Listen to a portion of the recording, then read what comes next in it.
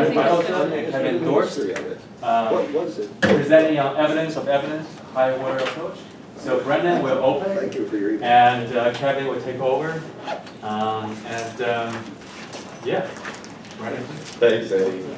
I just found out about this a little while ago. Kevin's like, oh, there's this probability seminar at breakfast. I'm like, yeah, no, I remember that. I'm going to give our paper. So then I'm like, well, I think I can get here in between Calgary and wherever. So I couldn't resist. It's such a pleasure to be back. And this is, of course, mostly Kevin's project, but we also have a third co-author on this, Brooke, who is, I guess, in Max Planck in Berlin, or is she at Stanford? Well, he's graduating. She's graduating, yeah, from Stanford. Actually a computational chemist, right? So this helped us with computational stuff that we've been doing. All right, so I'm just going to do a little tiny spiel at the beginning to kind of set up what the dialectic was that led to the philosophical part of this project. Okay, and then I'm just going to hand it off to Kevin, so he'll talk most of the time. All right, so this stuff started with Richard Feldman, who defended a principle that we're going to call EEE, the evidence of evidence is evidence principle. And so in this talk, we're going to look at various renditions of that or specifications of that. Let me first say what Feldman was worried about. He was worried about the problem of disagreement, of peer disagreement. And so let me just read this out. He was specifically worried about disagreement about God, but it could be any deep or intractable disagreement. And he says, even if it's true that the theist and the atheist have private evidence, this does not get us out of the problem. Each may have his or her own special insight or sense of obviousness, but each knows the other's insight. Each knows that this insight has evidential force, and now I see no basis for either of them justifying his own belief simply because the one insight happens to occur inside of him, as opposed to their peer. And here's the key part. A point about evidence that plays a role here is this. Evidence of evidence is evidence. More carefully, evidence that there is evidence for P is evidence for P. Knowing that the other has an insight provides each of them with evidence. Okay, so it's this principle here that we're concerned with. Now, what I'm going to do is survey the dialectic leading up to Kevin's stuff. So Kevin's stuff actually gives you a much better way of dealing with this and explicating the principle. But the literature leading up to there, which I also contributed to, is all first order probability. And then Kevin's going to explain how his higher order probability framework actually does a much better job, I think, of explicating these principles. Okay. So here I'm going to focus in on some recent first order work by myself and then several other people who've published in the last few years on this. And I now think that research program is kind of a dead end, the old first order one. And so I think the way to do this is definitely with higher order probability models. All right. Okay, so two odd features of the dialectic leading up to the stuff with Kevin. First, it doesn't really focus on the case of peer disagreement, as we'll see. It focuses on other examples that don't involve disagreement. And secondly, it uses only first order evidential relations, just ordinary probabilistic evidential relations, without any higher order probabilities. Okay, so Kevin will explain how to fix those in his part. But before that, let me introduce some terminology that we'll use throughout. Okay, so evidence E makes hypothesis H firm for an agent S, just in case the conditional probability of H given E is greater than some threshold, where that probability is the agent's subjective probability function. Rational. That's right. It's the rational probability function for the agent. It's the one the agent ought to have. Okay, that description doesn't matter that much for what I'm going to do, but it's going to make all the difference for when Kevin talks about that. So think of this as the probability it would be rational for S to assign to H given E. As long as that's above some threshold, then we say that E makes H firm for S. We say that E increases the firmness of H for S, just in case, again, on the rational credence function for S in the context, E raises the probability of H. So this is a high probability concept, firmness. This is a probabilistic relevance concept, increase in firmness. This terminology goes back to Carnap. So we're just adopting those two notions of evidential support. Okay, you can make something firm or you can increase the firmness. So up until recently, this literature on these EEE principles has focused just on these first order relations. And specifically, it's focused just on the relation of increase in firmness. And most of the discussion revolves around the fact that increase in firmness violates the following condition, which Hempel called the special consequence condition. This says, if E increases the firmness of H, and then H entails some other hypothesis H prime, then E also increases the firmness of H prime. Another way to say this asserts that increase in firmness penetrates through entailments, or is transmitted by entailment. That's false, of course. And Carnap was really the first person to discuss why this is false. Okay? We're going to see some examples in a minute that show that it's false. So basically, this existing literature, the first order literature, trades on failures of transitivity of the increase in firmness relation. This is a special case of transitivity because if H entails H prime, then assuming there are no extreme probabilities, H will raise the probability of H prime if it entails it, assuming there's no extreme probabilities going on. So this says E raised the probability of H. This entails that H raised the probability of H prime, and then E raised the probability of H prime. So this is a special case of transitivity where the middle link is an entailment link. But the literature focuses generally on failures of transitivity of this relevance relation.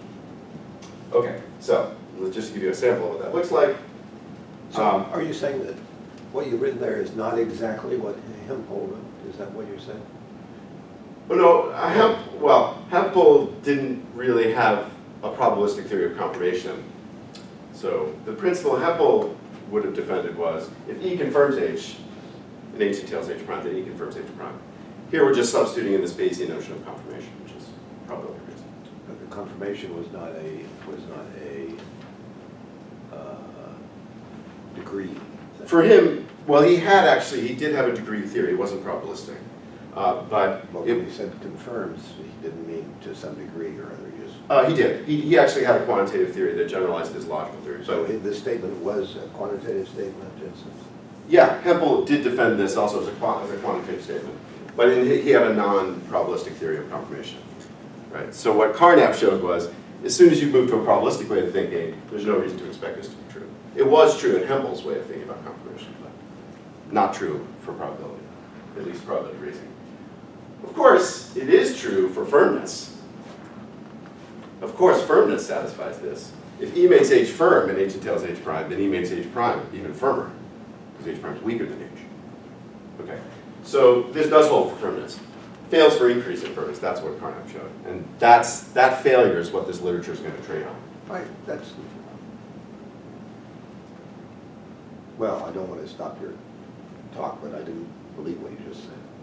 About what? That this holds for firmness. Well, let's say, suppose E makes H firm, then the probability of H given E is above a threshold. Okay. Now, H entails H prime. Well, this means H prime is weaker than H. Maybe it could already have been above the threshold. That's not I a see, way of, that's not what it's required. But still, that's not a way of just being false. I see, okay. That's just a way of the antecedent being false, which makes it true. But if we had increase in firmness at the end there, then if we had firm and increase in firm, then it would be false. Yeah, that's right. But firm, Yeah. Firmness throughout, it holds. For mixtures, it fails. And for increase in firmness, it fails. Anyway, this literature is kind of obsessed with this kind of transitivity type principle, as we'll see in a minute. We'll look at some counterexamples. And then that's what the existing literature focuses on. It says, oh, well, this is false, and the most natural way of understanding EEE would be as some kind of transitivity, therefore EEE is false. Okay, that's going to be how the argument goes. Okay, so let me get a little clearer on what this might mean. The way this is often interpreted is this: if E is evidence for the claim that S possesses evidence for H, then E itself is evidence for H. This is ambiguous between two readings. So the first is what is now called a de re reading, which says, if E is evidence for the claim that S possesses some particular evidence E prime, and E prime is evidence for H, then E is evidence for H. Okay, so this is some specific evidential proposition. That's the de re version. The de dicto version says, if E is evidence for the claim that there is some E prime, which S possesses and which is evidence for H, then E is evidence for H. So only the difference between this one and this one is this refers to a specific piece of evidence. E prime, this just has an existential claim that there is some E prime that S possesses and which is evidence for H. I proposed a counterexample originally to this principle, but I wasn't clear about this distinction. Okay, here's the example that I gave. I call it card. John, who's our agent, has observed a card that was drawn at random from a standard deck. Let E be the claim that the card's black, its suit color is black. Let E prime be the claim that the card's the ace of spades. And let H be the claim that the card's an ace. Okay, this is a counterexample to the special consequence condition for increase in firmness. Right? So for thinking increase in firmness, it's a counterexample to this de re version. Why? Well, of course, if the card's black, that raises the probability that it's the ace of spades, right, from 1/26 to 1/13. So that doubles the probability.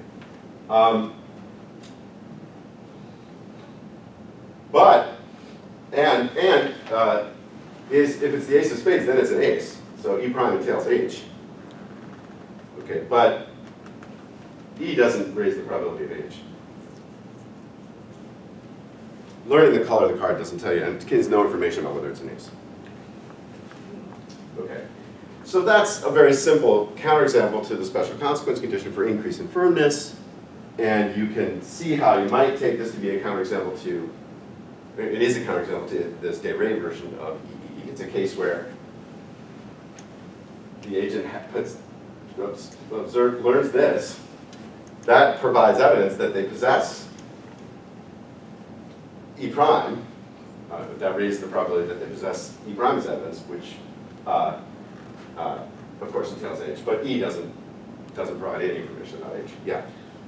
I think in this case, whether or not the fact that you know the card's color would imply of the card's pattern is a matter of how you choose the state space to be.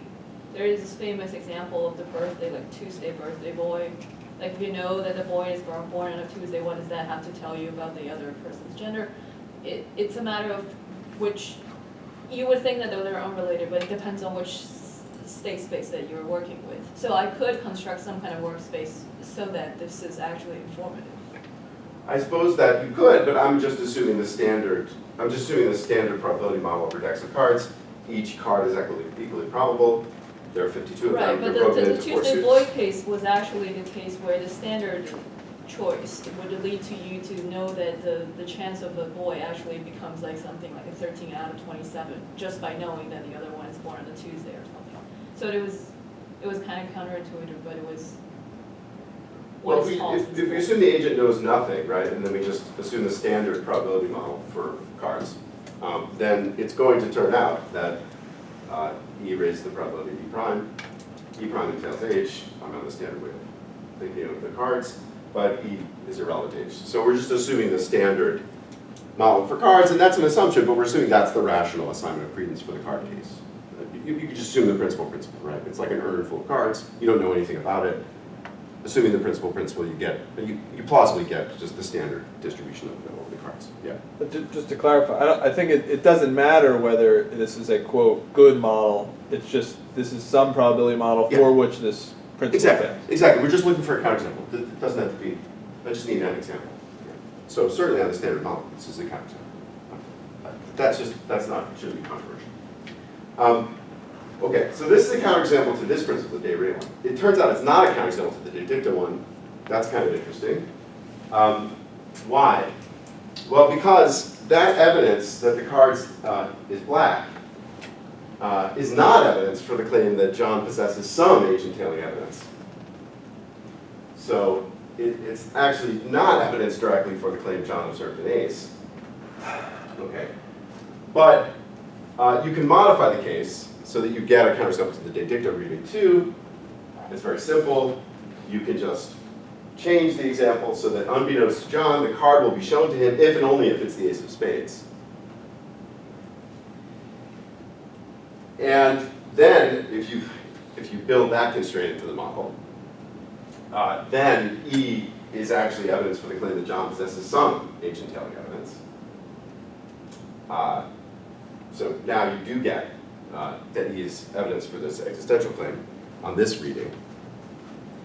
Now, so neither of these principles, the de dicto or the de re one, plausibly neither of them is true in general. They fail in some cases. And you can show that the de re version of the principle holds, provided that this thing X screens off E from H, or if you like, E prime screens off E from H. Then that's a sufficient condition for transitivity, so then the principle will hold. And basically what this literature does after this paper by Roche is just goes through various iterations of these first order examples and principles and revisions and so on. I now think this is a degenerating research program. This is not the right thing to be doing. Kevin's going to tell you the right way to do it, though. Thanks, Brandon. All right. So, what's the right way to do it? According to us. So, we're going to go back to the pure disagreement case with the motivated. So, Brandon and I share evidence about a claim. I'd like to mix up the claim each time. So today, I was just shopping around, and this is what I found. I found a sheep. So I found a sheep puppet. I think the sheep puppet is cute. I mean, I'm not sure of it, but it seems pretty cute. It seems like a nice little toy. Read with it. Brandon was a little bit skeptical. He thought, probably, A, not that great idea to bring a puppet to a serious talk, but more importantly, not that cute. Puppets are sort of weird. They sort of look like they have a mind of their own. I don't know. It's like, Brandon's not a puppet guy. So Brandon didn't think the puppet was cute. The sheep was cute. Intuitively, when I start out thinking sheep's cute, or good idea to bring sheep to the talk, and Brandon thinks not cute, that should lower my confidence that sheep is cute. Right? And the question is why? And the answer we're going to try to explore is that, well, his opinion provides me with evidence, higher order evidence, about what our shared evidence forms. We both have shared evidence. We both know what the sheep looks like. We both know what standards of cuteness are like. We both know what the sheep can do, and so on. So we have shared evidence.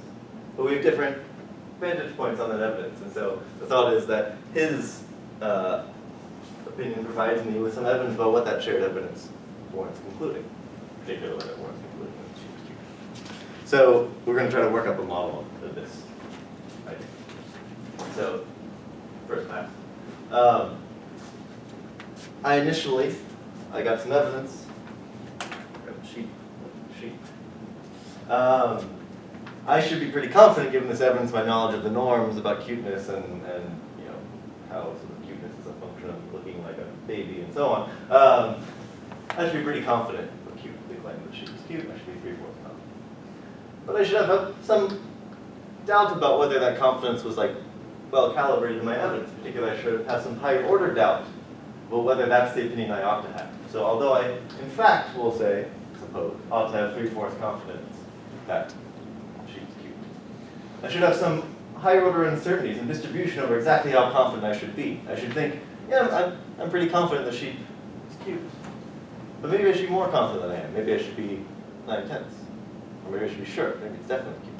Or maybe I should be less. Maybe I should be less than 3/4. Maybe I should be more like 2/3 confident that sheep is cute. So I mean, this is not formal, but that's the intuitive picture.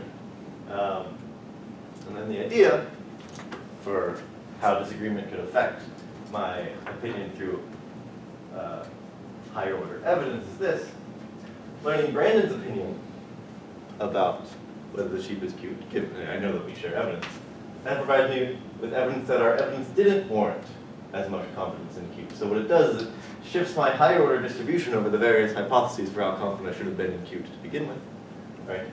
At first I was pretty confident it was around 3/4 and maybe normally distributed or something like that. And now I'm more confident it's lower, because after all, Brandon's a reasonable guy. We share evidence. He had a reaction that was different than mine. He was much lower in his confidence. So that's evidence that, oh, maybe I shouldn't have been so confident that she was Q. Now here's where EEE comes in. Well, if receiving evidence that my evidence doesn't support confidence in Q, if that provides evidence against Q, that is if evidence is evidence. If evidence that my evidence doesn't warrant confidence in Q is evidence against Q, then I should lower my confidence in Q. So the idea is maybe this higher order, this shift in opinion about what confidence I should have had to begin with, induces a first order shift from 3/4 in Q to Can I have a clarification question? So the claim was the evidence doesn't support Q, and that goes into it being evidence against Q. yeah. So it's not just not evidence for, but it's evidence that not, so the not goes through. Yeah, good. Catching me on my negations. Maybe I should phrase it.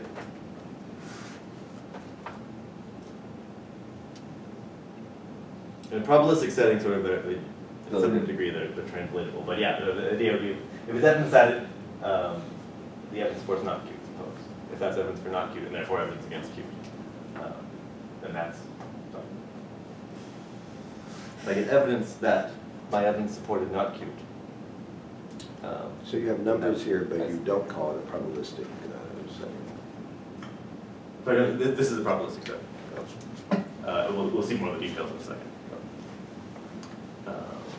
I don't know if this is important to you or not, but are you saying that it's are you required to interpret his assessment as evidence against your assessment in this case?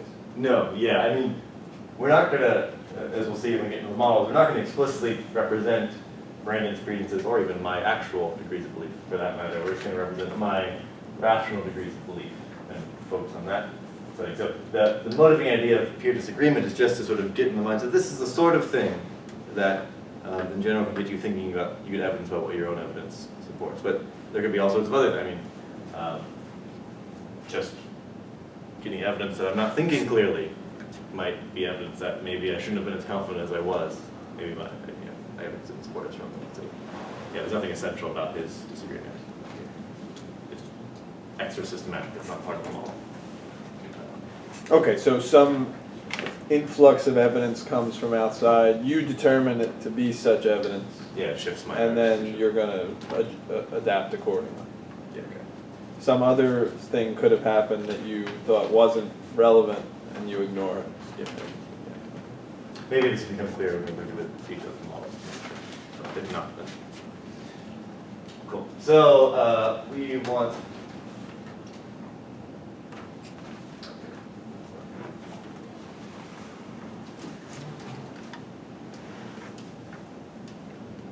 Just a little bit sluggish, I guess. Okay, so the question is how can we model that rigorously so that we can explore principles of that formula. How good higher order shifts induce first order ones.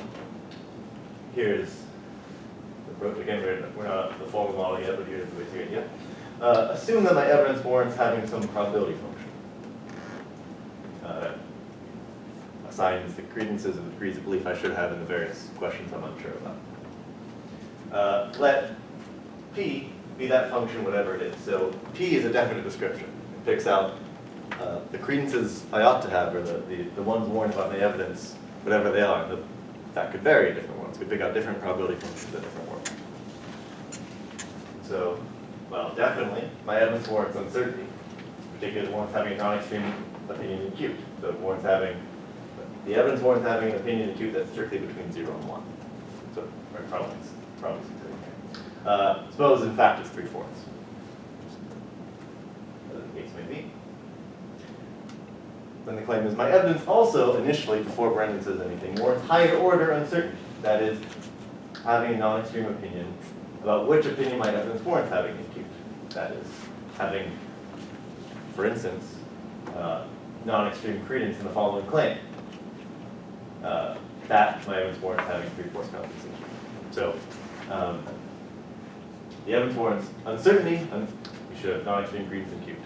And higher order uncertainty, you should have non-extreme credence and claims about what credence you should have in cubed. Again, we'll get a detailed model in a second. But so what this means straight off the bat is that this function p, the rational credence function, can't be introspective. The fact that the rational credence in H is t, that can't entail that the rational credence in that claim is 1. You can have a rational credence, t in proposition H, without being rationally certain that you should have credence t in H. So then the question is how to, maybe it's a line of sight thing, I don't know. How to model that sort of thing. Here's how to model it. Here's a way to model it. No, sorry. Yeah, so when you, the way you phrased it is that, I'm not gonna be able to say it the same way, but that you shouldn't, you have a certain credence and that you shouldn't have it, once you learn something that you shouldn't have, you shouldn't assign probability 1, credence 1 to having had that rational credence, or the, Yeah.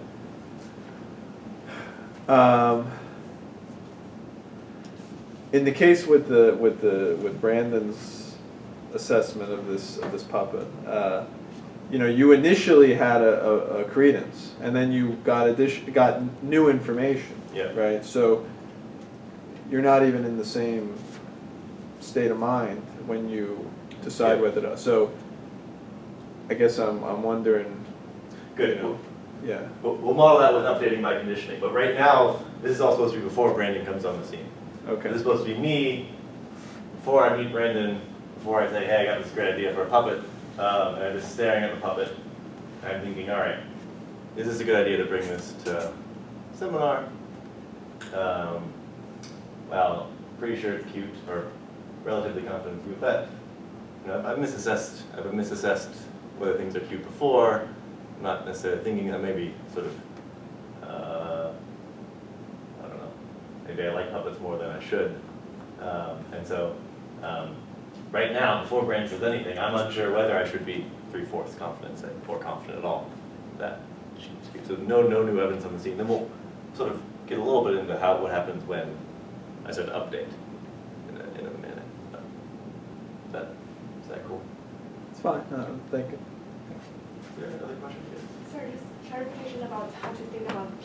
So Yeah. P here it has already resolved the first order and higher order uncertainty, right? So PQ equals to 3/4. That is just the uncertainty provided by your own evidence, and it's sort of you sort of assume that there's one charge value you should have with for credence, which is 3/4, but then the higher order uncertainty is reflected in it's not being sure whether or not this is correct. Exactly. So yeah, so there's one probability function I should have, P. But I can consider different claims. You can consider claims about the world, like the claim that the sheep is cute, and there will be non-extreme. You can consider other claims, like claims about itself, like claims that say the rational credence. The rational credence function can consider the question: does the rational credence function, whatever it is, warrant confidence in this claim about the world? And then they can have an opinion about that as well. And we'll get into like how to model that precisely. But So when you say how to model it, we're going to talk about mathematically what this P is. yeah, so we'll talk about how to give a model where you can identify both claims about the world and claims about probabilities and so on, and assign them all probabilities. And you did, so when you write it like that, you did mean that the P inside and outside of the parens are the same P. Yep. They are not, it's important they're a definite description, so that they're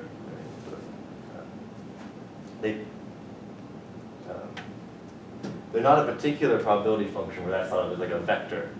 They're sort of, what they are is like, Sure, but you mean that they are both held by me, for example? That- yeah, yeah. So like, or they're both the ones that I should have. So there's some opinions I should have. Capture those with a probability function P. That probability function will assign opinions to a lot of things, like whether the sheep is cute, whether my name's Kevin, whether the probability function associated with me, whatever that one might be, associates 3/4 to this. Some of this might be cleared up in the next slide, but another question at this point? No. I mean, from this distance, I can't tell if that's the same typographical symbol. It is. I mean, it's smaller, but It's smaller. Yeah. And that means something. It's not the same No. function. it is the same function. Same function. There's one. Just to see things in the parentheses, it's going to be small. But here, let me talk about the details of the model, then we can see if this is clarified. So, probability frame will be a pair consisting of a finite set of worlds, states, or whatever, W, and a function, fancy P, from world W, probability functions P sub W over the initial set of worlds. So the interpretation of this is this. Well, if W captures the various possibilities that you leave open, P sub W, well, that's the credence function you ought to have at world W. What credence function you ought to have varies with the world. It depends on what your evidence is. In some evidence, you're looking at a sheep. In some evidence, you're looking at a cow. So sorry, in some worlds, you're looking at a sheep. In some worlds, you're looking at a cow. There you have different evidence. In some worlds, you can see things about, like, I don't know, how the face is structured. In some worlds, you can't. You have different evidence in those worlds. And so what your evidence is a fact about the world. So what you should believe is a fact about the world. So the world determines what you should think. So that's what this is for. P sub W is, given this world, here's what credences you should have. Like that world. Model this. Is it essential that it's finite? No, but just easy.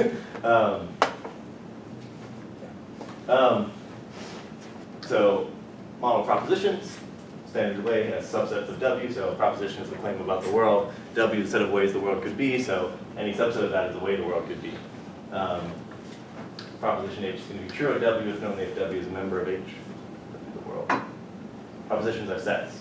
The worlds are members of those sets. You can do standard logical operations with set theory. So for two propositions, H and E, not H, just a complement of H and W.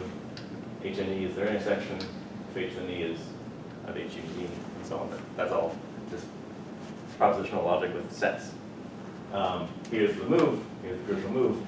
You can use fancy P to define propositions about probability. Now, propositions are sets of worlds, so we want to associate sets of worlds, claims, with claims about what the rational credence is. So, for example, in general, the rational credence in H equals T. That's a claim. Well, when I put square brackets around it, that means it's a claim.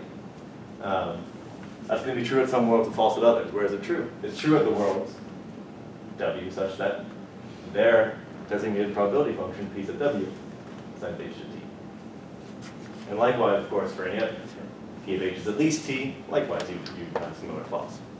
So what that does is that claims about your evidence warrants, our claim, i.e. claims about P, are just sets of worlds.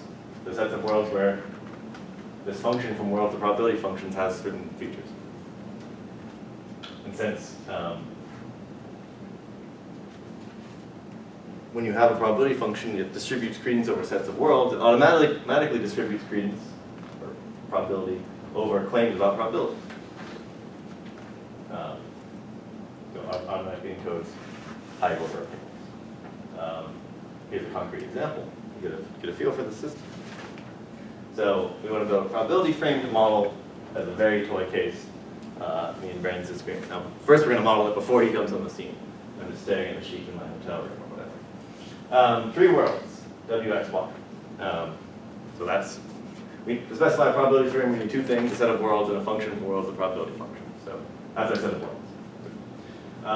To specify the second component, a function from worlds, a probability functions, we can use these Markov diagrams, which just, from a given world, the arrows from that world represent the probabilities that that world assigns to the various worlds. So what this means is that at W, the rational credence assigned to the claim that you're at X is 1/4. The rational credence assigned to the claim that you're at W is 2/4, and at Y is 1/4. So at W, there's some probability function you ought to have that encodes it by saying, well, you ought to be unsure whether you're at W, or maybe at X, or maybe at Y. And these are the probabilities you have. And probabilities for complex propositions are just sum across the elements of the proposition. Now, we need to associate different probability functions, or we can associate different probability functions in different worlds. So, for instance, at x, maybe we have a different association. Maybe at x, it's 7 tenths likely that you're at x, 2 tenths likely that you're at w, and 1 tenth likely that you're at y. And at y, inversely. 7 tenths you're at y, 2 tenths at w, 1 tenth at x. So that's a probability frame. Three worlds and a probability function associated with each world. And from that we can model claims about probabilities and higher order probabilities. So, for example, let cute be the claim the sheep is cute. That's true at 2 worlds, w and x, false at y. So, here's how we identify propositions about probabilities with sets of worlds. Well, the claim that the rational credence in cute is 3/4, where is that true? Well, it's true at the set of worlds that assign 3/4 to wx. Well, w assigns 2/4 plus 1/4, that's 3/4 to wx. X assigns something different, namely 9 tenths, 7 tenths plus 2 tenths. And y assigns something different, 1 tenth plus 2 tenths, 3 tenths. So the claim that the rational credence in cute is 3/4, that's just true at w. Similarly, the claim that the rational credence in cute is 9 tenths, that's just true at x. And the claim that the rational credence in cute is 3 tenths, that's just true at y. So we have this claim cute, and then we have these various claims about what the rational credence in cute is. Those are also claims, those are also sets of worlds. In this case, so then we can model high order uncertainty, because suppose w is the actual world, which we won't model that formally, but just we'll say a claim is true if it's true at w, as in if w is a member of that proposition. Then, so if w is the actual world, then the rational credence in cute is 3/4. That claim is true, because after all, that's what we said. 2/4 was 1/4. What does actual mean? Just means which world.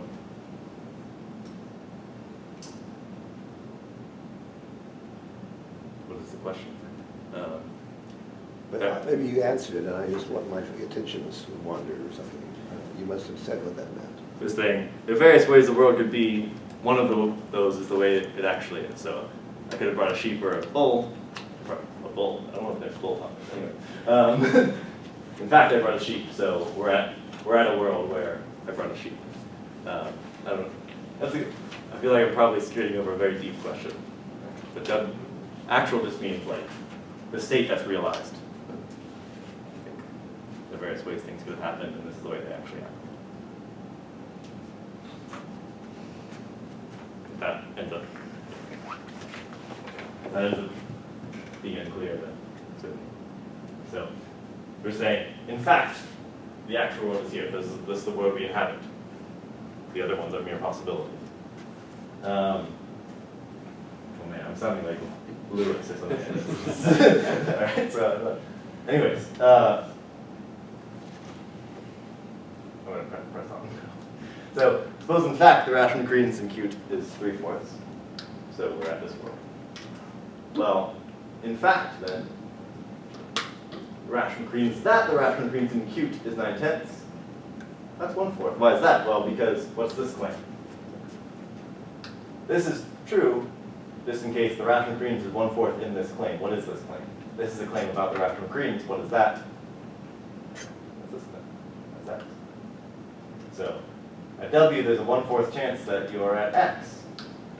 Right? And at x, rational credence in cute is 9 tenths. So at w, you assign 1/4 probability to the claim that you're at x. That is, you assign 1/4 probability to the claim that the rational credence is 9 tenths, rather than 3/4.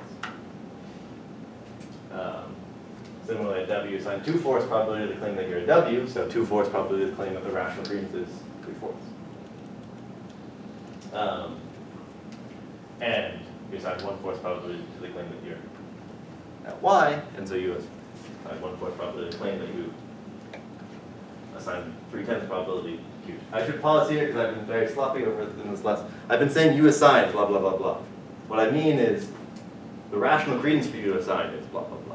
What I mean is, given your evidence, given my evidence, if this is modeling me, I should assign 3/4 to cute. I should assign 1/4 to the claim that I should assign 9 tenths to cute, and so on. I might know that I in fact assign 3/4. I might know that my actual credence is 3/4 in Q, but I might not know whether that credence is rational. Lots of questions, so yeah, Eric. So on that last statement, which is, you said, what? Given in light of your evidence, I think that's what you said. Yeah. You, given, if if you're actually in world W, then you should assign,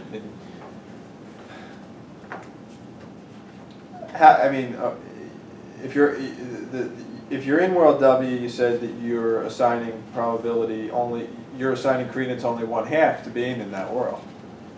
Yeah. So, what exactly is your evidence here? Evidently when you're in world W, you don't know you're in it. Yeah.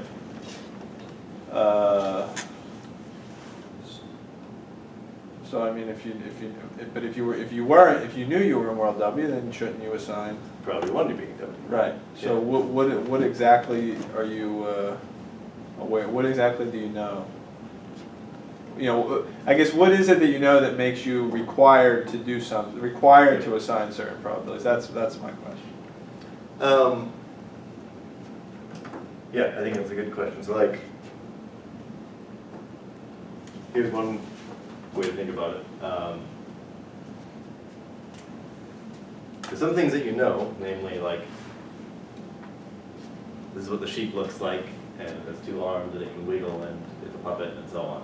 Those are all the claims you know. Here's a question. Here's something you're unsure about. How much do those claims, all those claims you know, support the claim that the sheep is cute? What these different possibilities represent is different ways of resolving that question. And some maybe not a maybe it's metaphysically necessary or something like that. What a given set of propositions, like how much confidence that warrants having in the claim that the sheep is cute. But you should be unsure of that claim. So the idea is that one way to think about it is like, what's the right prior to have? Right. All these different worlds say you should assign credence 1 to WXY and to nothing stronger, and assign positive credence to each of them. And there's a claim, given that information, WXY, how confident should you be in the various possibilities? And one way to model that is, what's the right prior to have over those various possibilities? Okay. No, I think I'm just thrown off by the use of the word should, or the demands being placed. If I just understand this to mean, you have these credences in this diagram, Yeah. and then what these credences say is, if you're in world W, then you will have this credence.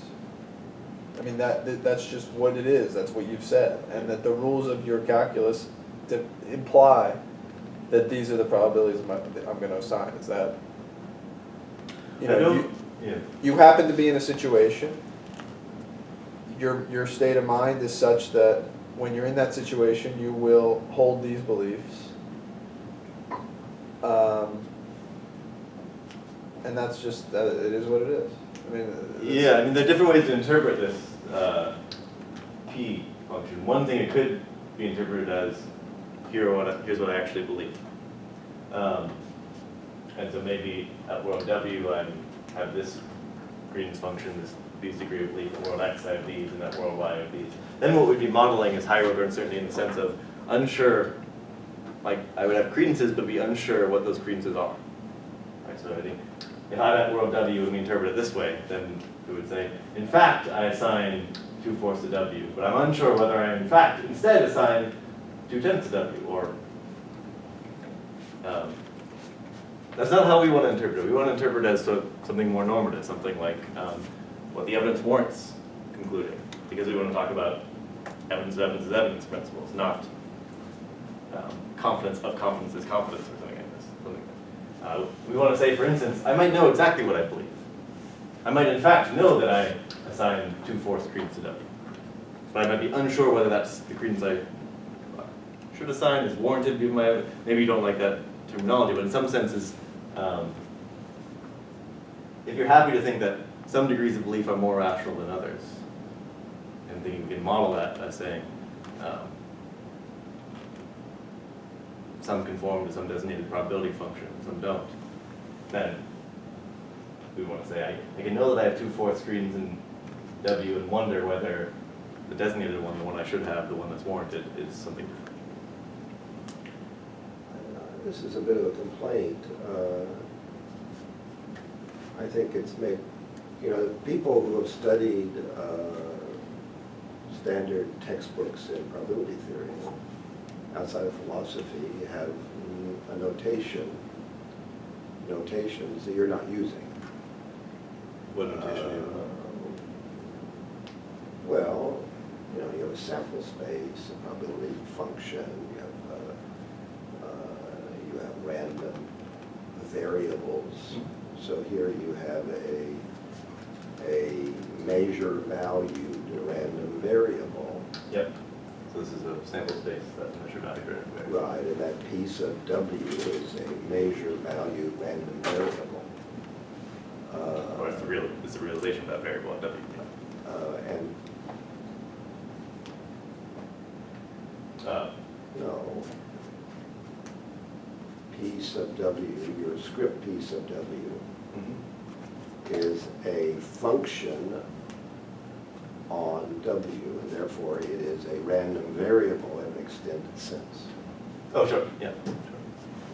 And then you... I mean, it's a probability function. It's like... It's a it measure value random variable. Right, but it takes, for instance, propositions as arguments. It doesn't take worlds as arguments. It takes sets of worlds as arguments. You could take single. It takes... H is a set of worlds, not a world. Okay, I'm talking about script P is a measured value. Yes. So what I'm saying is if you use the notation that instead of this capital P without any subscript is something you're throwing around as kind of an extra thing, you're a big capital one and a little one, if you stuck with, and you've got these brackets that mean a set, but if you stuck with now I'm only speaking of maybe about a third or a fifth of your audience here, but still it would be easier to communicate with people who've been trained in mathematical probability if you stuck with that notation. That's my complaint. Cool. Maybe we can talk later about exactly what would be clear in the notation. I've made my complaint. Yes. So Kevin, could you say more about whether the model and probability frame and the description is only suitable for rational probability function, or can be generalizable to say chances or whatever for a function? Yeah. We can interpret the P in any way we like, and then higher uncertainty, as in P being uncertain of P's values, would mean different things. So in this context, P is the rational credence function. It means rational uncertainty about what the rational credence function is. But if P was your actual credence function, then it would be a failure of introspection. It would be the form having some opinions and being unsure what your opinions are, which plausibly we could have. Or if it was a chance function, then it would say the chances being thus and so, but the chances being not entailing that the chances are thus and so. This actually relates to things associated with Lewis's principle and the big bad bug. So, for example, the result that the principal, if you're familiar with that, fails whenever the chances leave open various different possibilities for what the chances could be. That's going to be equivalent to a result in this sort of framework. Equivalent is maybe a strong word. Closely related to a result in this framework that a sort of certain reflection principle will fail whenever there's higher order uncertainty of this form, and that will come up later. So,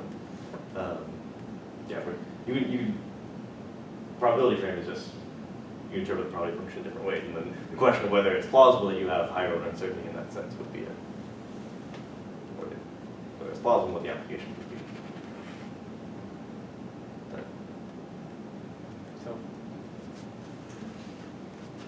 Cool. So we have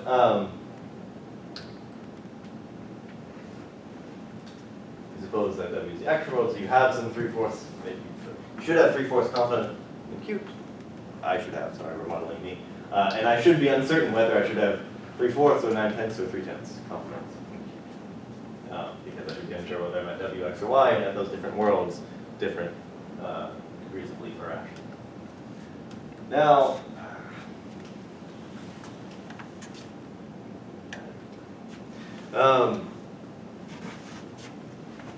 here's how we can model an EEE effect, an influence of shifting higher order probability to shifting first order probability. Suppose Brandon has low credence compute, so that's a claim which we call that claim low. Suppose we model that as follows. All that does is rule out the probability that the rational credence compute is 9/10.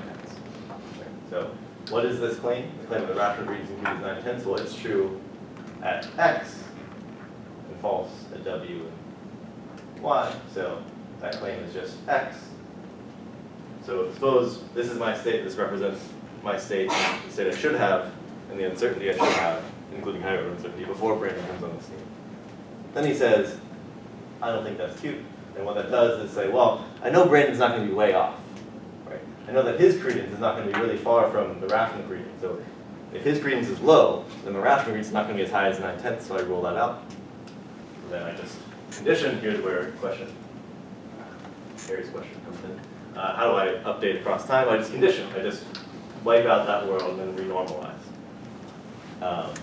And so, in particular, the conditional probability of Q conditional on low, namely not X, namely not that, at the actual world W, is, well, 2/4 here at W, that's where Q is true, and 3/4 total, so it's 2/3. Right, so by conditioning on low, Brandon's credence is low, i.e. by conditioning on negation of this, by ruling out the possibility that the rational credence is very high, that induced my credence, that should induce my credence to drop from 3/4 to 2/3.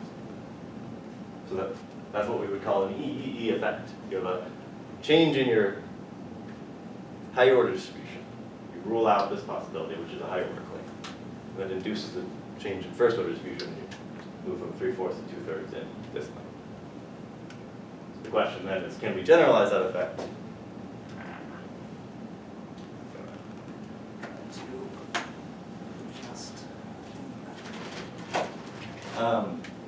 Actually, okay. So the question is, can you generalize that effect? Any questions before I just said? Can we go back to the, I think this is very interesting. In order to do this update, does that mean that you would have to know which state their brand or which world Brandon is in? The way we're interpreting this, Brandon and I are in the same world, the actual world, whichever one it is. We're unsure which it is. Initially, we could have been in any of three possibilities, W, X, or Y. Now we learned something about, I'm unsure, in particular, whether it could have been W, X, or Y. I'm unsure whether the rational credence is as high as 9/10. And in particular, since I know that Brandon's not going to be way off, I'm unsure what Brandon thinks. I'm unsure whether he's confident of low or not. I know, for instance, that if we're at X and he's not going to be confident, he's not going to have low credence. Well, but so what makes you and Brandon different then? If you're in the same world, then you ought to be. We ought to have, yeah, good question. These are representing the credences we ought to have given our shared evidence. We haven't represented the credences we actually have. And those credences could be different. So exactly what are the P's in this thing that are different from Brandon and you, and which ones are the same? I think that's my question from before, because it seems to be that Brandon ought to be hosting a different set of P primes about cuteness. Yeah. You have this larger P, which is written outside of the parens, which I suppose is attached to the, if you think that there are parallel worlds and you both are in the same one, then this larger P would pertain to that.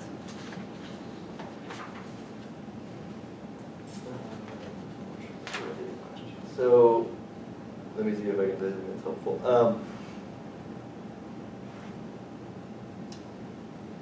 But as the probability frame before n represents my state of uncertainty, what uncertainty I should have both first and higher order. I don't know whether I should be confident, quite confident of Qt. Makes sense. But I you do know- have an opinion, right? I You do just have an said opinion. that your opinion is quite high of Qt. Yeah, it's 3/4. Suppose in fact I should and am and both should. So we're modeling what opinions I should have in the various possibilities. But we could also add a parameter, which is just my actual degrees of belief. And let's suppose that's a constant function. For every world, it assigns the same probability distribution that W does. Namely, for every world, it gives you 2/4 in W, 1/4 in X, and 1/4 in Y. So then I know that my actual opinions are. Could you go back to the slide where you first introduced your notation? The script P.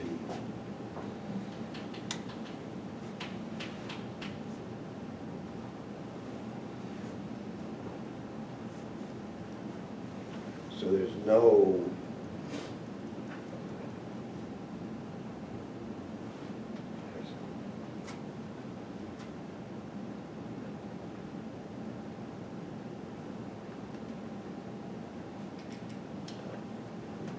Are you done, Glenn?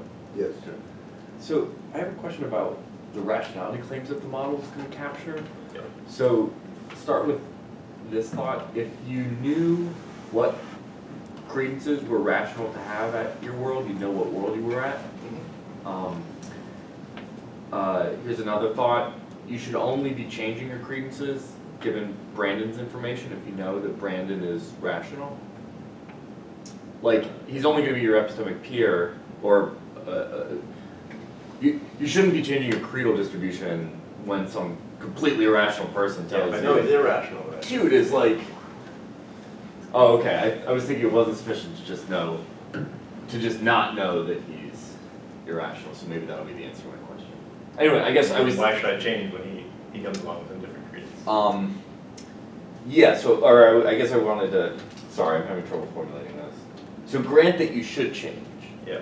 I'm worried that that gives you that the only reasons you should change are going to give you so much information that you should know what world you're at immediately. So if you know that Brandon is the sort of person you ought to be listening to, and then maybe you should just change your credence distribution to Brandon. Yeah. So yeah. So, and I feel like the model is encoding all those should claims somehow, and I don't know what to make of that. But yeah. Part of it is probably that we're just using the, Brandon's opinion and what that indicates something about the rational opinion as a sort of proxy Right. for learning claims about what you should think. So, in particular, like, maybe I know here's what Brandon does. He picks the rational ingredients, he always gets it right, but then he just throws a dart and moves within 0.3 of that, and you just pick the random ingredients. Okay. So then that would be an instance where this very toy model would be right, because what I know is that Brandon's not, if his credence in Qt is 0.3 or 0.5, then the rational ingredients is not going to be 0.9. Now, it doesn't mean anything else, right? Because he's just looking at the rational ingredients and then throwing a dart. So it doesn't in particular tell me if he's 0.5. It doesn't tell me that it's more likely that it's 2/4, or more likely that, and I mean this is the way that the really in these models the connection with disagreement is really only illustrative, because what's going on is really just imagine it, we're interested in this fact. Here's a claim with a higher order claim. It's just a claim about what the rational credence function is. And by just conditioning on that, there's an effect on the thing it's about, Qt. And so we're interested in that sort of effect. Yeah. And disagreement might be one way of illustrating that. Yeah, I guess another way to put the worry is the way you're representing the higher order fact in the model is not really the proper way to represent a higher order fact. Not that I have a suggestion, but the reason it's not a proper way is really PQ is greater than or equal to 910 just means this set. Yep. And it but when you tell me something like PQ is greater than or equal to 910 is false, it feels like that's telling me more than just something about that world.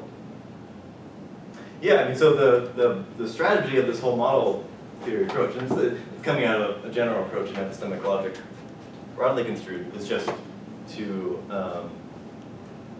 identify higher order claims, be those claims about what my own evidence supports or claims about what your evidence supports and so on.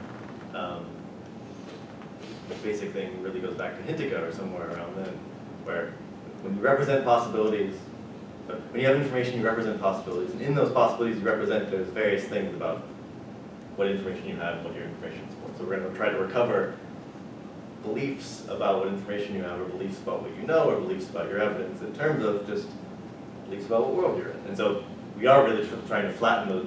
There's no, you know,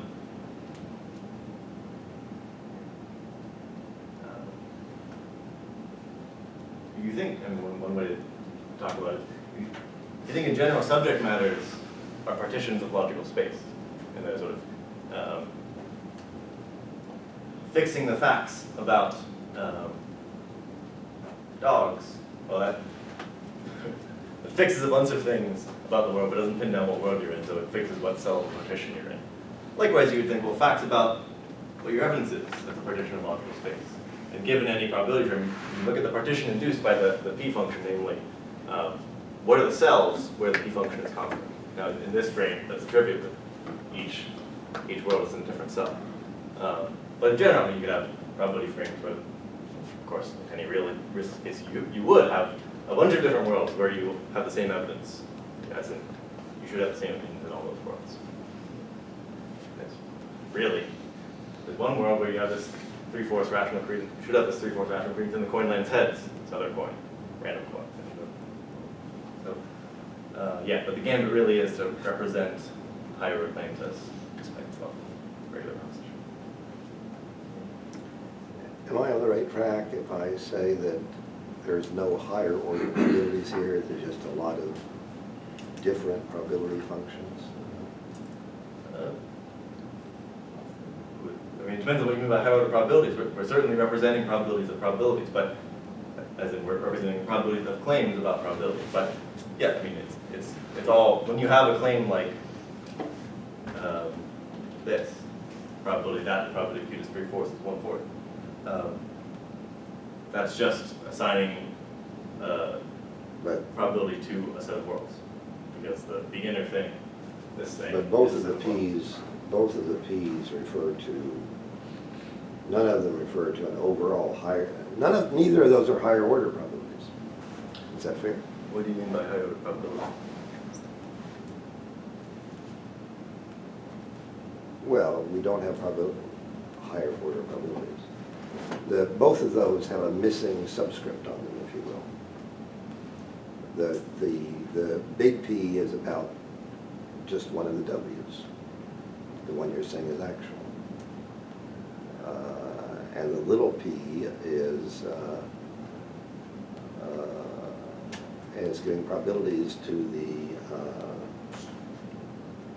if you put subscripts on there with the W's. If you put subscripts on there, it's not well formed, because the subscript,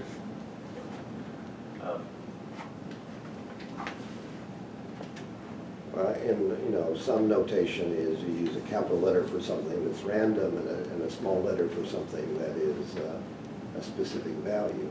mm-hmm. So for instance, I could write, if I use a capital W to represent the random little w, Sure. Then I could write the first line under your third bullet, I could write as P sub little w of P sub capital W acute. Sure. Yeah. So yeah, I mean, it's definitely true. Like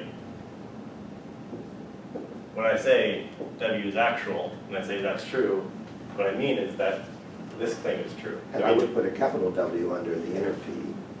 Sure, yeah, you can do that. I mean, and that's the way that somebody who'd been trained in mathematical statistics or abstract probability theory would understand what you're saying. sure. Okay. It took me a long time to get there because I thought there was some overall P that was not being subscripted, and there isn't. Well, the overall P is the P sub capital W. There's By overall there's P. no- This is a claim true at some worlds, false at others. Where is it true? It's true at W. So why is it true at W? Because that claim is true. Fancy. Well, your brackets serve something else, but there's no single overall probability distribution here. Right. There's Your initial, thing, the P comma W, the P was not an overall probability distribution. It was a mapping of two probability distributions. Yep. So you only have, this whole story is about these many different individual probability distributions. So consider analogous claim about knowledge, right? I have high order knowledge. I know things about what you know, and you know things about what I know, right? What does that mean? Well, it means that I know I'm in one of the few possibilities. In those possibilities- I'm okay now, I understand Okay. what you're saying. I had my previous, I can still have my previous complaint, but you could have made it a lot easier for me by using the notation I was trained in for the past 50 years. But I guess I now understand, I think, what you're saying. Cool, great. It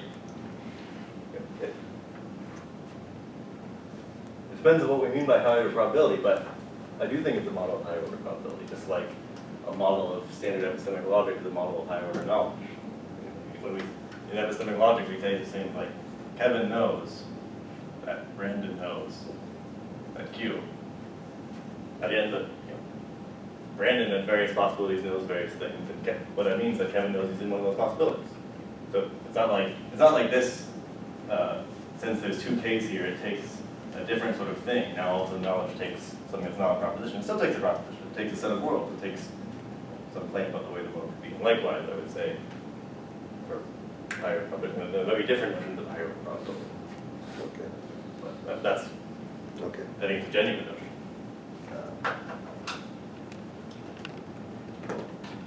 So, we've got the basics of the model and so on the table. The question is, well, so it's like an incredibly toy case where in this particular probability frame which we drew and this particular claim about probabilities which we conditioned on, that affected, that shifted the first order distribution in Q from 3/4 to 2/3. The question is, can you say general things of that form? We can. So, in particular, using that framework in this way of regimenting claims about rational credence and higher order rational credence, we can make claims, use the firmness increasing firmness distinction which Brandon introduced to formulate versions of EEE principles. Again, an EEE principle is a persistification of the slogan evidence, evidence, evidence. So that P sub E be the claim, be the conditional probability, E is the proposition, set of worlds. This is not the fancy P, so it's not taking worlds as arguments. It's the rational credence, whatever it is. Now, P sub E is the rational credence conditional on E, whatever it is. So it's the credence function that your evidence warrants having conditional on. So just like every world had an unconditional probability associated with it, of course, that determines conditional probability distribution on all events that have positive probability from it by the standard ratio formula. And this also depends on W. Yeah. So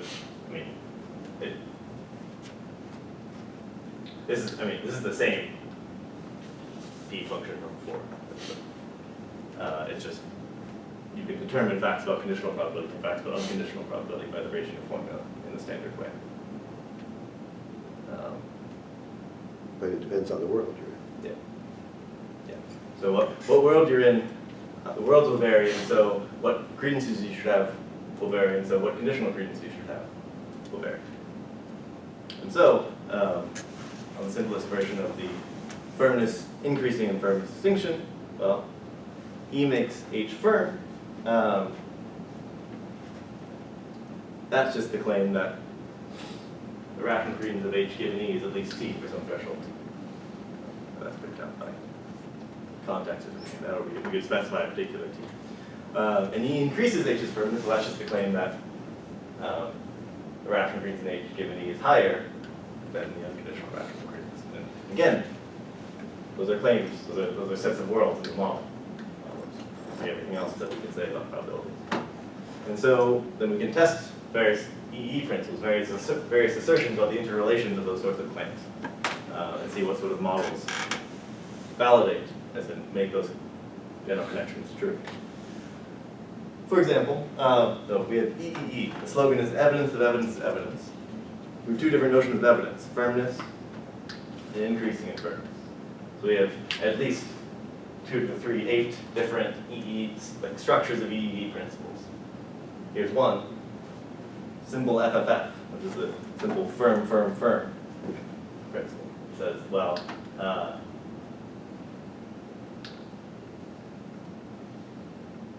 E makes at least T likely that. Sorry, it's a conditional. If E makes at least T likely that, E makes at least T likely that H, then E makes at least T likely that H. Or in other words, if E makes it firm, then E makes it firm that H, then E makes it firm that H. Right? So there's a way of saying, well, if you have firm evidence that you have firm evidence of H, you have firm evidence of H. So that would be a version of the EEE principle. Here's another version, symbol IFI, which is an increasing firmness, increasing. That is, if you have increasing evidence that you have firm evidence for H, then you have increasing evidence for H. In other words, more precisely, if E increases the probability that E makes H firm, then E increases the probability of H. So that would be another version of a EEE principle that you could formulate in this frame. And so those are the sorts of principles we're interested in. Neither of these work. These are too strong. They all trivialize. They all end up basically saying that you're ruling out higher order uncertainty, ruling out the models are true. Every row has the same probability function. Why is that? Or well, how are we going to argue that? Or, sorry. There's a formal fact, these end up trivializing. There's a philosophical claim, these are too strong. How are we going to defend the philosophical claim from the formal fact? Well, in general, high order uncertainty intuitions are untrustworthy, so like, as will come up later, and was maybe Klaus said earlier, various very intuitive principles have to fail if there's going to be high order uncertainty. And the proposal we're going to work with is this.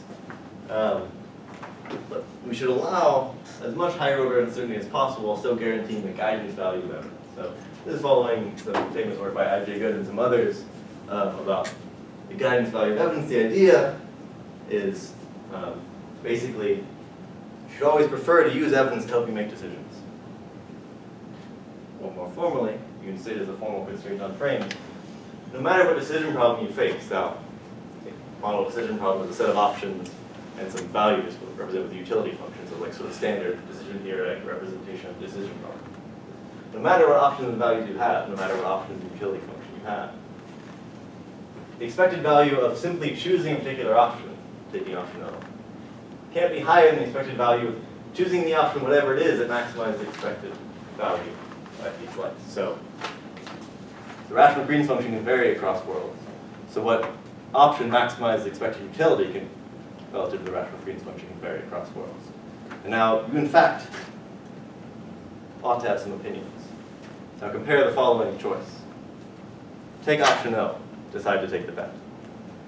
Do the thing, whatever it is that's rational given your evidence. Which means take the bet if your evidence warrants having high enough credence. And don't take it if not. Compare those two things. And what value says as a constraint on frames is that no matter what decision you face, no matter what bets I can give you, the expected value of the former can never be higher than the expected value of the latter. You can never expect that using your evidence will make you worse off than ignoring it. So you can say there's a formal constraint on frames, explore the consequences of this, other work in John B. Accomplice is a paper that should be better known on this. That's the background theory we're going to work with. So we're going to say, all right, a probability frame is kosher, represents a possible way your higher order uncertainty could be arranged if that frame validates value, makes this principle true. And is not if it doesn't. And then we're going to use that to derive various EEE principles, saying, well, there are counterexamples of EEE principles that are frames that validate value. And if every frame that validates value validates a certain EEE principle, that is, makes it true for every instantiation of free variables at all worlds, then we're going to say that's a good EEE principle. So I realize that we're going over because we have a lot of questions on. So I was just thinking we could just like continue to take questions and go along. If we want to stop at any point, just like take questions, please then we can do that too. But Terry, do you have a judgment for how we should proceed? Well, I mean, we still have some time. Oh yeah, we go till what 6:30, right? Yeah. So it depends how long. I mean, yeah, if you, how long it's going to take you to get through the next what? I see 8 slides. Yeah. We can speed it, or we can like just take it Yeah, and you we'll can- take questions. Pick what's important, but yeah, you can keep going. So I'm confused about some earlier stuff, but maybe you can just skip it later. So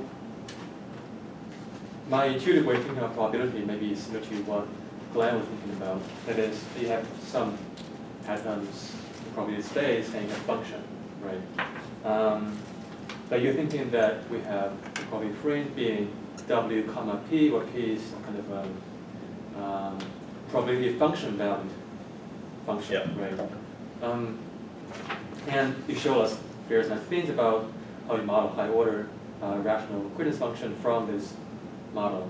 I was wondering whether it would be equivalent if we take the frame to be W comma P, where P is just usual kind of function of some real numbers from 0 to 1 over worlds, but you can have uncertainty over the frames. So it might be uncertain whether which one is the right frame you should take. So WP1 is one frame, WP2 is another frame. Well, maybe actually 0.5 over both. If say it looks similarly enough about simplicity and formulativeness and so on. Yep. Say from the chance perspective, right?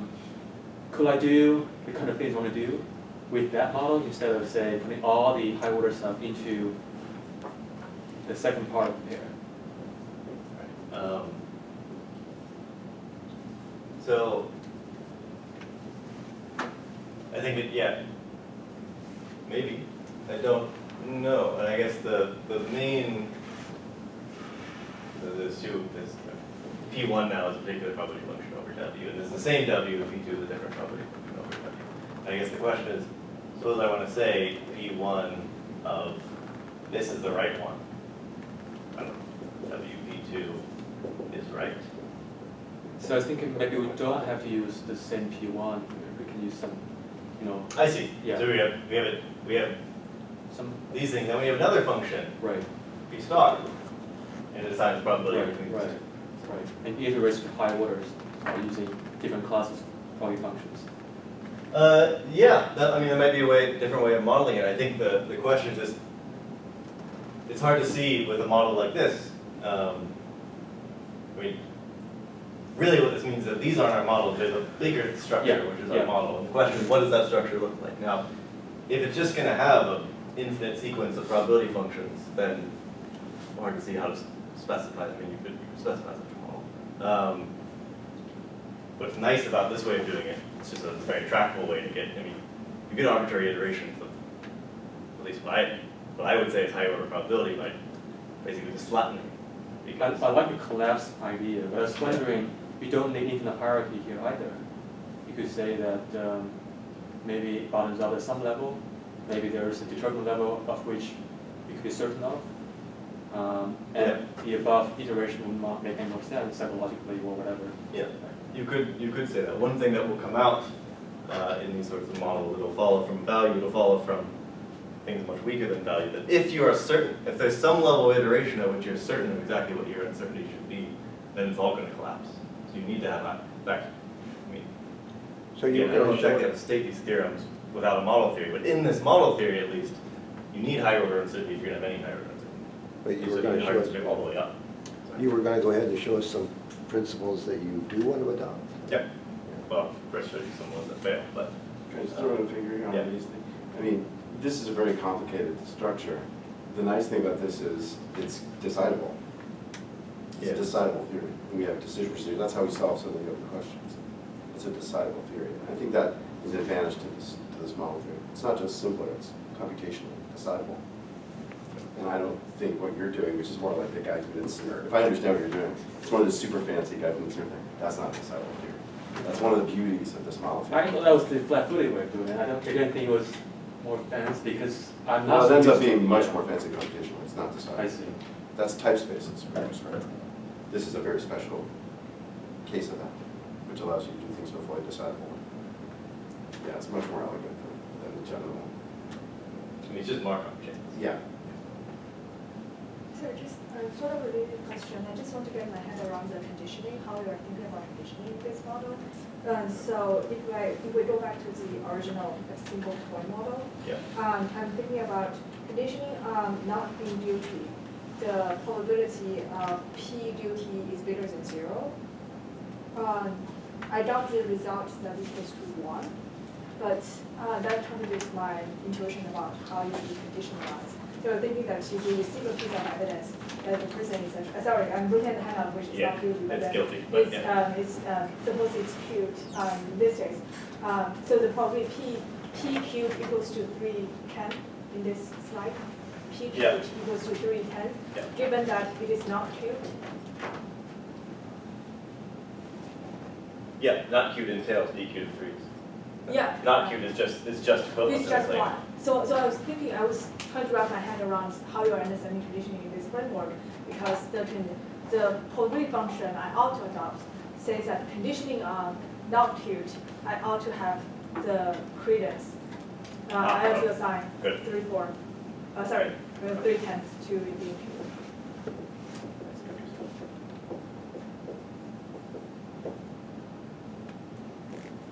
So this is true.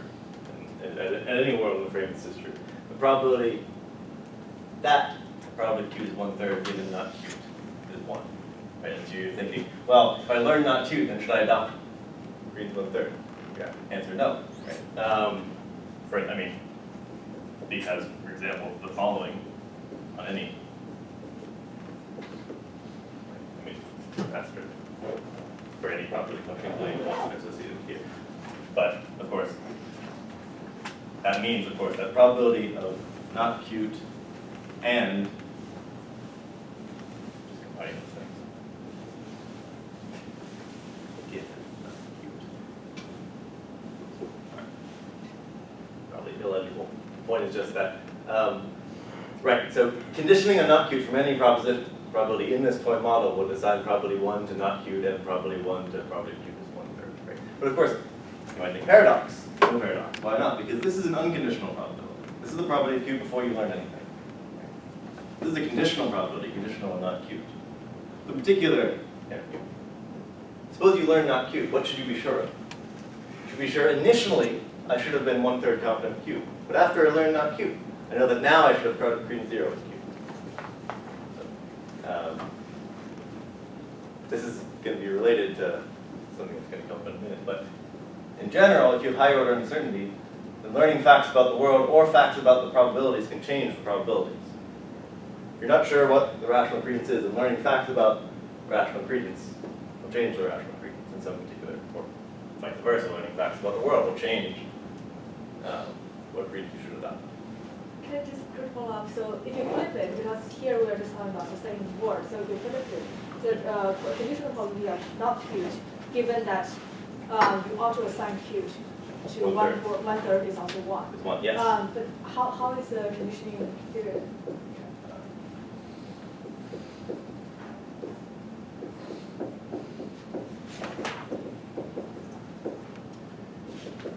Or conversely. Yeah. If you learn that the rational credence in cubed was 1/3, then you'd be certain of these false. So this is an instance of a failure of a reflection principle, that if you learn that the rational credence is T, then adopt T. Right? A couple things about this, which was I guess I don't know if your slide for that. You can prove, so you might have thought something like, well, in general, conditional on this thing equaling T, that should equal T. Right? Conditional on the rational credence in cubed being T, then you should have T. That's what's failing. And you can prove that it has to fail. So whenever, if you try to validate that principle, the reflection principle, then you're going to rule out all higher orders. The only models that will validate reflection, that is, the claim that the rational credence conditional on the rational credence equaling t is t. Oh, the only models that validate that are the ones that are trivial, that have no higher order uncertainty. And the reason for that is actually fairly intuitive once you get in the relevant frame of mind, because suppose you're uncertain what the rational credence is. Now you learn that it was some number, 1/3. Well, you know that the rational credence was 1/3 in cube, but it had higher order uncertainty. It was 1/3 in cube, but didn't know that the rational credence was 1/3 in cube. So when you learn that the rational credence is 1/3 cube, you learn something that the rational credence didn't know. So now you know more. So now you should adopt something different. So in particular, why is the rational credence at y 1/3? Because it thinks maybe the rational credence is higher. And why you think maybe the rational credence is 3/4, and maybe it's 9/10, and that's why you assign 1/3 credence to cube. So it, I accept that explanation, but I feel like, because here we have a violation of a weaker principle, which is if you assign non-zero credence, if your unconditional credence function says that you should assign non-zero credence to qt, you should not assign zero credence to qt. I was thinking that you might be, but that's technical details. I see. They didn't quite follow that principle, but maybe. I was just thinking in terms of like whether or not it's above 0 or equals to 0, because before we have the case where if p_qt is above 0, then you assign conditional credence to qt equals to 0. And I was thinking that is too much a change, even though you might want to reject this principle, you want to adopt a weaker principle, saying if you have unconditional credence in qt being non-zero, bigger than 0, you shouldn't just conditioning on that piece of information about your own credence function, you should not drop your credence in qt to 0. Well, keep that principle in mind. I'm not exactly sure what your principle is. Keep it in mind because it might be coming. Yeah. There are weakenings of reflection which will, the principle that says trivialize that we do validate, which value that principle I stated. This principle does entail. So maybe I will skip the failures of these principles. Not the most interesting thing. Just to get to n. Here's what I was just saying. So, said we had this constraint value, which is a constraint on frames. Question: what sorts of EEE principles does value vindicate? Right. Value does not imply reflection. Reflection is this principle that given E, conditional credence E. If you learn that given E, you should have had credence T and H, then adopt credence T and H. That's the thing that I'm saying fails. In fact, that has to fail. So this principle, if you impose it, trivializes higher order uncertainty. Value does imply this weaker principle, which just replaces the equalities with inequalities. Excuse me, what is value? Could you repeat that? Sorry, what is value? Yes, could you repeat what value Yes. is? Value, I haven't stated formally here, but the decision problem is modeled as a set of options and a utility function on options, or equivalently just a bunch of random variables, where those random variables are, take option 1, here's the values you're going to obtain in various worlds. Take option 2, here are the values you're going to obtain, and so on. Just a set of random variables. Then you can compare two things: the expected value of choosing a particular option, the expected value of one of those random variables, or the expected value of this new thing, choosing the option, whatever it is, that maximizes the expected value by piece length. So you have a bunch of random variables, x1 through xn. You have a bunch of probability functions that are, they vary across worlds. Each one will have a different expectation for the different xi. Now you say, well, at a given world w, one of those will maximize, one of those xi will maximize, some set of them will maximize expected value according to the probability function indicated at that world. Then, so the claim is, the constraint on frames is that if you compare the option of taking that option, whatever it is, now that's different options at different worlds, that value, the expected value of doing the rational thing, whatever it is, or the thing that maximizes the expected value, whatever it is, that can be no lower than the expected value of some particular option. if you have a choice between simply taking a bet or not. I guess you said you hadn't formalized it. Can you formalize it? Oh yeah, it's not formalized here, but it is formalized in the paper. It's formalized. Oh, you're not going to formalize it? Okay, for us. Yeah, okay. Not sure how helpful it'll be if I take it on the fly. Maybe I'll hold off on that for now, but yeah.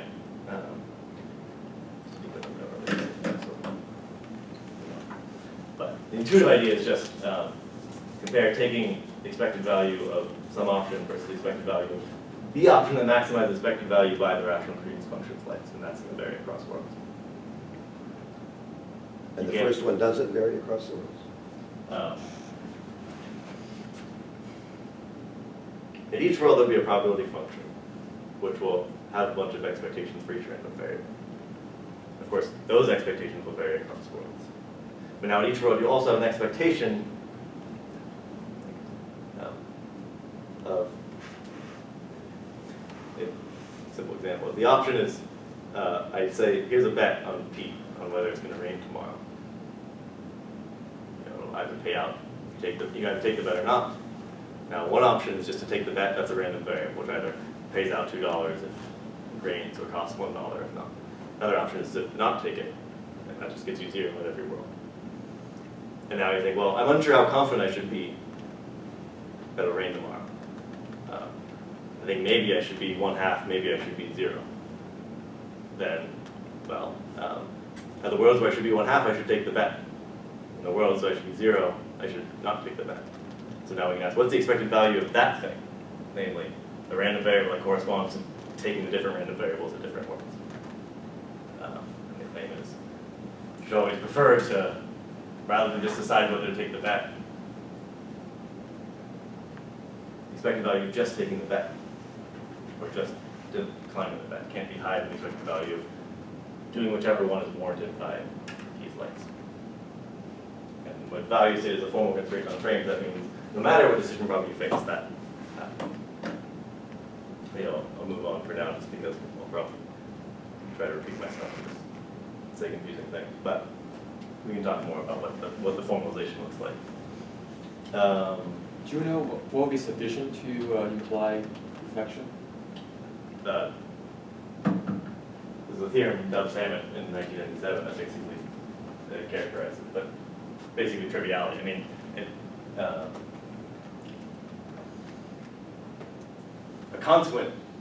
a necessary condition is that you assign credence, every world assigns probability 1 to the claim that every world has no high over infinity.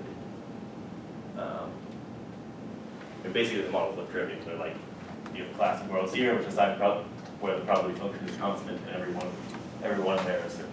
Here's a different one where the probability function is constant. And then you can have some probability worlds here that no world assigns any positive probability to, which are mixtures of that. But the basic result is just that reflection trivializes as a Do we know what will be the sufficient condition for implying reflection? What I was just saying that was supposed to be a fitting condition. That Sufficient, I see. yeah, necessary and sufficient. Oh, I see. You partition the worlds into a bunch of classes, each of which the probability function is constant, and assign probability 1 to being in those classes. And then maybe some worlds that every world assigns probability 0 to, is a mixture of those.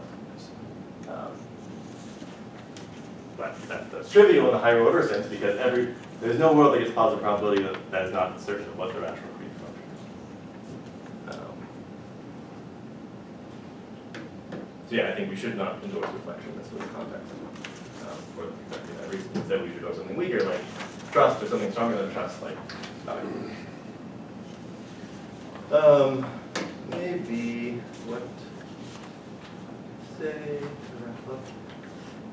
I'll give you the tenability result. So I said didn't get to talk about why simple f of f was too strong. This was the claim that if E makes it firm, that E makes it firm that H, then E makes it firm that H. If E makes it at least T likely, that E makes it at least T like that H, then E makes it at least T like that H. This is basically trivial. There are a ton of counterexamples. a bunch of frames that validate value but fail this principle all over the place. For fairly intuitive reasons, just this basically makes probability at least t factive for constants like this. You only have probability at least t in this claim if that claim is true, which is just a too strong constraint. Here's a weakening, that's at least mathematically natural. Weaken it by a multiplicative factor. So refined firm says if you make it at least s, if E makes at least s likely, then E makes at least t likely than H. Then E makes at least t times s likely than H.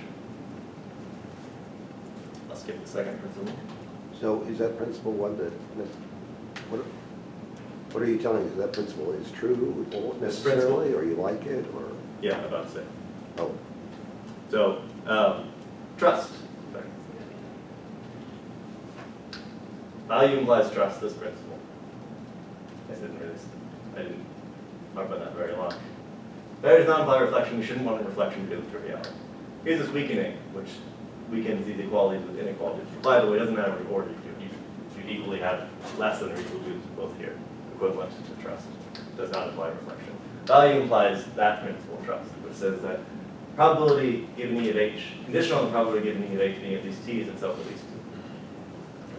Conditional on the evidence warranting confidence in H, be confident in H. Right? Value implies that principle, which we like. It's a form of an IFF principle. If you increase to certainty by conditioning in this firmness claim, where E makes H firm, then E makes H firm. I say this other principle, which we like, refined FFF, value implies that because trust implies that. Value implies trust, trust implies that. So trust. This is the nicest result we have. So basically, refined FFF says there's a transference from higher order to lower order probability. It makes it likely, then it makes it likely that H, and then it makes it at least somewhat likely that H.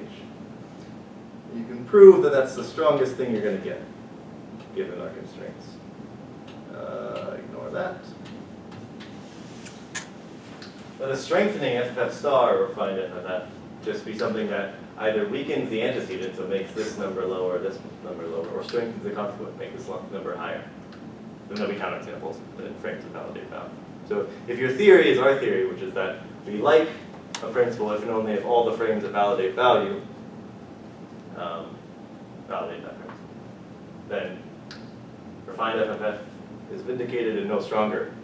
Firm principle is vindicated. Forget firm are principles of this structure. Then of course there's a ton of other EEE principles that you could formulate. One is in terms of increasing firmness and interweaving increasing firmness with firmness and so on. We haven't really talked about those. There's some results, but other than that, I guess, I mean, again, if people have questions about anything I've said, or want to hear more about any particular thing, there's a lot of stuff that we didn't get to, but the basic picture is this, coming up. Starting with this sort of disagreement literature and thinking of that as a way into thinking about the effects of evidence on evidence. We think that we can understand that in a sort of fruitful way, sort of a toy way in some ways.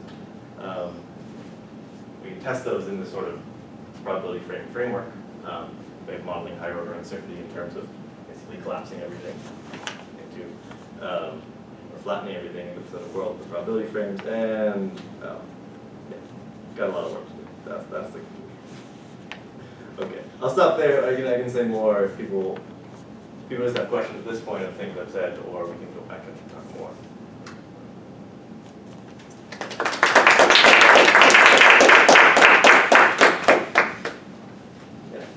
I think, did I understand you to say that this is Hinteka's framework?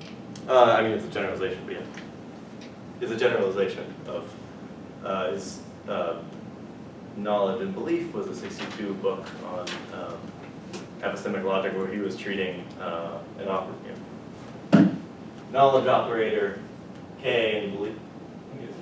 What's that? Belief was the title. Belief operator B, and was just saying, well, if I know a proposition P, that's true at some worlds and false at others. And so I can model sort of higher order knowledge, what I know about what I know, and what I know about what I don't know, and so on, with a model. I believe his models were a set of worlds or states, and I don't know, it's basically a frame for modal logic. So R is just a binary relation on W, and then R sub W we defined as the set of worlds X, such that W are X. And then we're going to define the proposition KP. For any proposition P, you can define the proposition that you know P is going to be defined as the set of worlds such that RW is a subset of P. So if you think of R as capturing the things that are consistent with your knowledge of W. So if you're at world W, at a given world W, there's some things consistent with your knowledge, some things aren't. The things that are consistent with your knowledge, those possibilities are related to your world. That's this set. And you know something if you don't think it's true at all the worlds accessible. And this generalization of Hintica is already established, or it's something that you created, or? I don't know who's. Dov Salmon in the 1990s used, I think that's the only paper that used this sort of version of something very similar to this. He basically showed that result, that reflection failed, and then didn't do much else with it. What salmon you said? Dov Salmon? Dove salmon. I can send you the papers. It's not the salmon, it's not the salmon you cite here. Salmon? Oh, it's the salmon I say. No, it's 1975. Expressly salmon. Oh, not salmon, Samet. Oh, salmon. S-A-M-E-T, yeah, I guess he's not in the citation, but we didn't talk about reflection result. But, so I think he used models like this.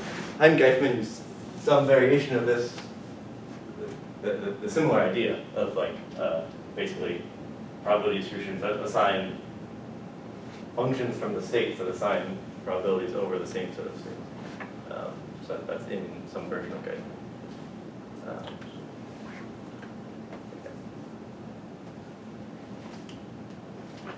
Sorry. So first, a quick clarification about the results. We can't replace inequality by strict inequality. Which trust? I was thinking all of the stronger EEE principles in this size. So the trust refined FFF, refined IFF, right? Yeah. For all these inequalities, you can't replace them by strict inequalities. With trust you can. I believe. So when we say something, I mean, you can't put one in. You never have probability greater than one. So yeah, you can't. But screening that off. I mean, in the finite case, they're equivalent. So in the finite case, if you universally quantify over thresholds, and just say, well, for every threshold, every higher threshold is DNS, so on. These weak inequalities hold, then that on tail, basically in a finite frame at least, there's going to be a finite number of thresholds that are ever instantiated, and so any strict inequality claim will be equivalent to a weak inequality claim for something a little bit lower, a little bit higher. Oh, I see. I think in the previous case where we have PQ is bigger than 0, it's really bigger than 0, but then we have the result that PQ, given P2 is bigger than, it's really bigger than 0, it's actually equals to 0. So in that case, you don't have to. That won't happen in the frame that so for example, this frame does validate trust, so why is that? Well, the claim that the rational credence compute is greater than 0, what's that? Well, I guess that's everything. So that's a trivial. So there's not that many greater than 0. The claim that it's at least, that is at least 9/10, that's that claim, so you go to 1. The claim that it's at most 3/10, what's that? Well, that's that claim, so you go to 0. Conditional on it being at most 3/10, you go to 0. It should be at least 3/10, you stay the same. No, I see. Yeah, I was thinking of the bigger than zero, but then actually not conditioning on the proposition that it is bigger than zero, and actually conditioning on the specific value. And Got then it, yeah. that is, yeah, I got it. Yeah. That's right. Yeah, okay, great. Yeah. The other quick question is about the principles that you validate and how that interact with the derived interpretation of EEE. Yeah. Are these all derived? These are all derived, that's right. Each E is a particular E. The de dicto is like, the de dicto is not very well behaved in general because there are all sorts of propositions floating around. And, but I don't think we've looked in detail at trying to formulate these things in data, right? That's a good question. I'm pretty sure that'll just like flail because of the data, right? They didn't do so. Yeah. In each of these worlds in the model, do you know what your evidence is? If your evidence, don't know what your evidence warrants. No, but do you know what it is? Do you know, like, this is my set of propositions that is my evidence? Oh, good. Different. So probability frames can be broken down into different classes of models. So yeah. For instance, if you think what your evidence is just the strongest proposition you should be certain of. The set of worlds you assign positive credence to. Okay. Positive probability. Then in this model, for instance, you do know what your evidence is because every world assigns positive probability to these three worlds. You can have worlds where that's not so. You can have models where that's not so. So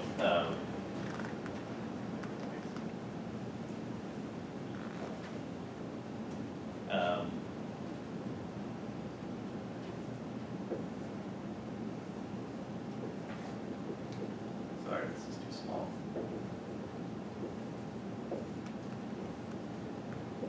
So here's a simple model: two worlds, A and B.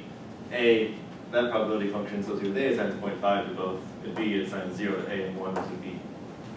So it's a simple like asymmetry case. So at B, this is your evidence. That's the strongest thing you assign probability 1 to. At A, this is your evidence. So at A, you're uncertain what your evidence is. That would be a probability frame. That would validate trust and value and everything you look for. So then, this is maybe not a stupid question. So then, in virtue of what is it rational to have different credences at these different worlds if your evidence is the same in all the worlds? So, I mean, I think it depends on how we use evidence. Evidence just means the thing you should be certain of. I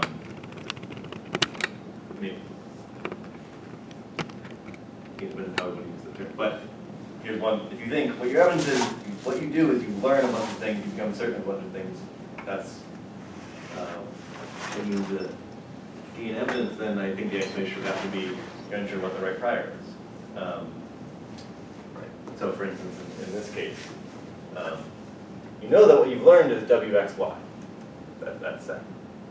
But you're unsure whether the rational prior was to be skewed towards W or skewed towards X or skewed towards Y. I see. So there is a rational prior, a unique rational prior? I mean, in the context where, where we're associating a unique rational probability function, we're going to need something like that. There could be generalizations of the framework where you did associate a set of probability functions with each world, or a set of priors with each world, something like that. I mean, the reason why I don't really talk that way is because it gets pretty artificial, like sort of,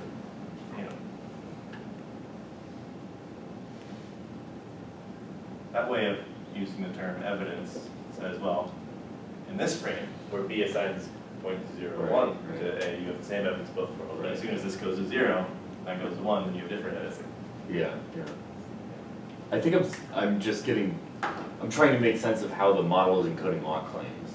Yeah. And so how there can be different oughts at different worlds, and what facts of those worlds are going to vary. So I guess you could think of that the like what is rational to believe facts at worlds X, W, X, and Y are like brute facts. They don't obtain the virtue of anything. It's just a brute fact about this world. But I was thinking on a picture where you don't think that these normative facts are brute, something else is gonna There's got to be something else that's different about the worlds that makes it the case that the rational credence at X is different. And then if it's not evidence, what could it be? Yeah. And then it sounds like it could be Prior. prior. Could be, Or, I mean, it depends on your, I think it just depends on substantive epistemological views about what things determine it. I think that, I mean, the framework is completely neutral on what determines the probability functions associated with each world, right? And you know, the idea is something like, well, there's some interesting fact about the world we want to extract, what the rational credence is. And you tell a story that's determined by having the right prior and conditioning on the right thing, or it could be some other way. Cool. But, So is this question, just to put it bluntly, just independent of your project? This isn't a question that arises for your project in particular. This is a question that arises for any view that says you can have different rational credences and functions of different worlds and have different higher order evidence about it. I think, I mean, to some degree it's independent. I think if you make substantive claims, then you could, you can interact with what sort of models you'd be interested in. So for instance, if you thought like there's a unique rational prior that you should have, and the only thing that you can do is learn things that is conditioned on different things, then you wouldn't need the full generality of probability frames. You just stick that prior in and say different worlds, there are different things you should condition on. And again, you could recover higher order uncertainty there because, for instance, in this case, you're not sure whether you should condition on this or not. And that's a subclass of probability frames called prior frames, which are very well behaved and there's a lot of nice things about them. But so I think if you have substantive philosophical views that can motivate various constraints on the class of model, so there's interaction at least at that level.